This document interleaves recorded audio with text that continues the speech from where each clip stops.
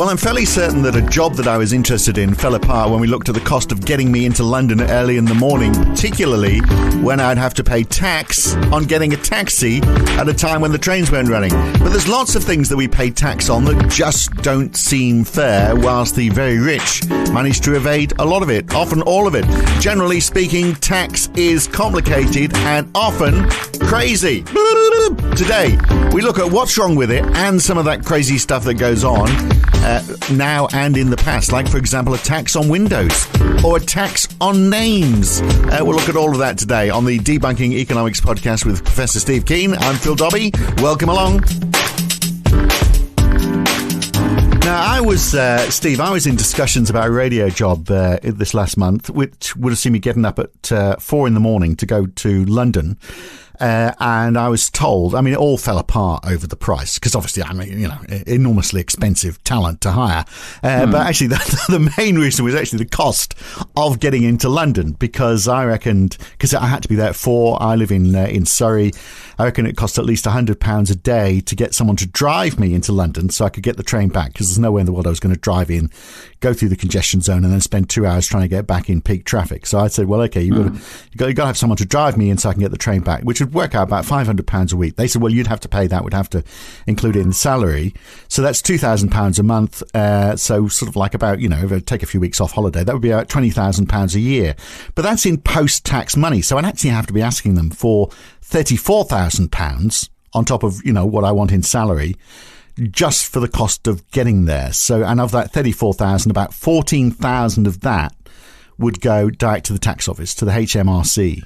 So this very idea, and I want to talk this week about crazy taxes and how they distort behaviour. So almost certainly this was becoming a big number that was getting added to the number I was already asking for getting out of bed so early.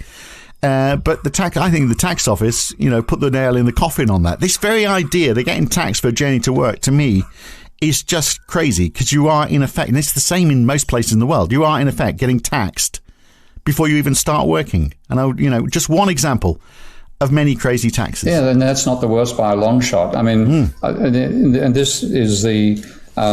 I mean, for example, with crazy tax, the tax that I think it was the Victorian government in Australia was talking about putting on electric vehicles because they were going to lose revenue out of sales tax on petrol, and that then means that you're trying to move away from petrol-based systems, and here's a government bringing in a tax for its own needs, because the state government can't create money, of course, which then gets in the way of the transition. Yeah. But there are you surely got a better example of that than a bad tax, mate. I thought you'd have a few. Oh, I've got loads of. Well, just on that, I've got a million and one. This is what prompted me down this avenue, because I was thinking how crazy that I have to pay. I'll give you another example, because while I was researching this, I went to the HMRC website for case studies, and this is a case study they give, which is there was a case where a woman hurt her leg and couldn't get the tube to work, so the employer paid for the taxi for her for 2 weeks.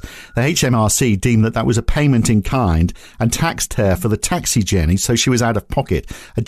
So she was actually paying more than she normally would to get to work, because the company had said, oh well, yeah, you need to get to work, you can't get there on the tube. I mean, 2 words spring to mind there. The first word is heartless. The second word is bastards. I mean, but that is just, you know, pig-headedness of tax collectors. There's 17,000 pages of tax code in the UK, so there's plenty of opportunities for people with expensive accountants to work their way around it. But if only if you've got money to protect. If you're a low income earner, or even an average income earner, and you know, there's nothing to dodge. You're on PAYE. You pay your company pays you. You pay the tax. But 17,000 pages of code that other people can use for multivarious ways of avoiding tax. And you just think, why can't this be simpler rather than having all these crazy taxes? Well, this is, again, where having a modern monetary theory perspective on taxes makes a huge difference, because if you think about tax as a form of revenue for a government, then you're saying you've all got to contribute your bit. I mean, for example, Elon Musk sent a little tweet out recently saying he wants to, at least get a cookie if he goes to the Internal Revenue Department in Washington one of these days, because he's just paid the biggest tax bill in history, which is about $9 billion US after he sold his shares for a range of reasons, but to enable paying tax. And if you think, there's $9 billion which can now be used by the government for spending. But when you see taxation as really a way of the government taking out of circulation the enormous amount of money it spends in, or slightly less than all that money, because if it didn't do that, you'd have an explosion in the money supply every year, then it isn't a case of the taxation paying for anything. It's the taxation meaning that money that's been pumped into the economy by the government comes out of specific people's bank accounts rather than accumulating in them. Yeah, and overall reducing the amount of money that's in circulation. But I mean, in doing that, you'd want to do it at the same time. You'd be wanting to make sure you're taking it from the people who have excessive wealth versus those who are actually struggling to get by. And what's actually happening, because it's easy for those with excessive wealth to evade the taxation, the money's being taken out of the bank accounts of the middle class and the poor, and they're complaining about government taxation with every bloody reason to do it, because the taxation burden is falling on them and not the wealthy. So you can understand the negative attitudes towards taxation that most people have, and it's made worse by the awkwardness and the craziness of some of the tax regimes that have been invented over time. And when you look back, those tax regimes were invented in the belief that tax was raising revenue for the government. And that's the problem. It's not. Yeah.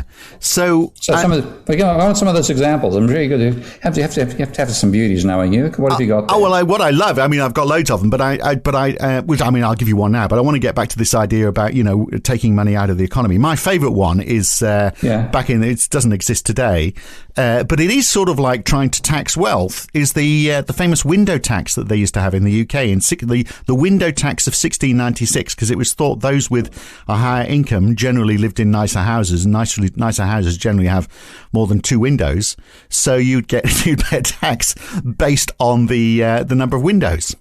Can you see a problem with that? The problem is that people started bricking up the windows as a tax dodge. Or, these days you just make bigger windows, wouldn't you? So just have one big window at the back of the house so you pay less tax. Well, apparently that's a similar thing behind, the very charming architecture of Amsterdam, which, very tall and narrow houses. The reason was the tax was levied on the width of the building. Yeah. So you then get a response which creates what looks like a really cute architecture, but the reason behind it is crazy. And so what we're all doing is trying to avoid being the ones out of whose pockets the government revenue which has been created by spending is taken back. But often, because it's the wealthy who can maneuver their ways around those controls the most, it ends up being the wealthy who benefit from the level of government spending, because they're the ones who benefit from the spending but don't get the taxation burden in the opposite direction. And it's the way it distorts behaviour as well, isn't it? Because I remember when I first arrived in Australia in the early 90s, and I was involved in the printing of some brochures. I worked in tourism, and there was a lot of brochures being produced.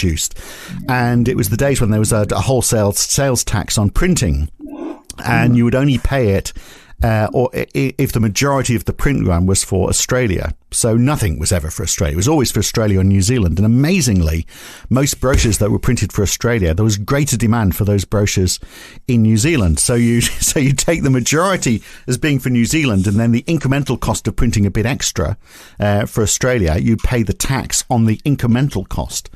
So imagine you wanted 100,000, you wanted 50,000 brochures printed. We go, okay, well, actually, we need 50,000 for Australia, but we need 60,000 for New Zealand, and the incremental cost of the extra, because by the time you set up all the print costs, etc., was a lot less. It might only be 25% of the total cost. So you pay tax on the 25%, not the 60,000, and the 60,000 supposedly would be shipped off to New Zealand, but were actually burnt. Oh, no. Because why would New Zealand want 60,000 brochures if Australia only wants 50,000? That was quite common practice. And that's and I have a feeling, just as we, there's taxes are helping the rich, they are also probably, chewing up resources. Well, you gave an example of trying to stop, attempts to try and improve climate change getting taken away by tax. It's crazy, isn't it? But it's because it's all so bleeding complicated. How can you ever know what the repercussions are of any tax that you introduce? Yeah, and this is one reason why if you do come up with a a modern monetary theory perspective, then you say, well, let's look at our tax system again. You're not trying to tax to raise the revenues. In that case, you're paying for things. You're trying to prevent it accumulating just in the hands of the wealthy and enable it to be distributed through the rest. You share the burden of taking the money out of the economy. You don't share the burden of building government services and so on. So if you look at it and think, well, what is possibly the worst way we can do this? And the answer, I think, is income tax, because with income tax, it's very, very hard for an average worker to evade income tax. It's very easy for the wealthy to declare a whole lot of costs that they have that they aren't actually costs, but call them costs, and they end up evading it. And the income tax is paid by the middle class and the poor. It's not paid by the wealthy, and therefore the wealthy are the ones who accumulate government money over time, which, funnily enough, keeps them wealthy.